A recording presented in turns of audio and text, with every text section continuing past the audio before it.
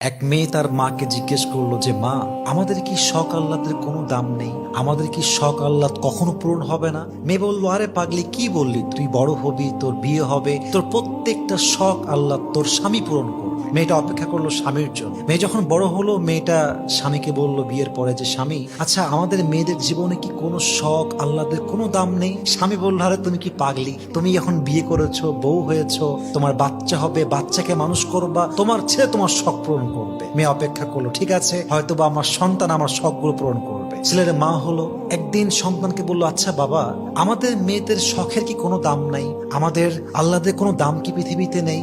সন্তান বলছে, মা তোমার কি মাথা খারাপ? তোমার বয়স হয়ে গিয়েছে, তোমার এক পা কবরে ঢুকে গিয়েছে, তুমি এখন আল্লাহ বিল্লাহ করবা, কবরের ফিকির করবা। তখন মেয়েটা বুঝতে পারলো যে আসলে পৃথিবীতে নারীদের শখ বলতে কিছু নেই। পৃথিবীটা নারীদের আহ্লাদ পূরণের জায়গা নয়। নারীদের প্রথম এবং শেষ ঘর কবর ছাড়া আর কিছুই হতে পারে না। ঠিক কিনা বলেন?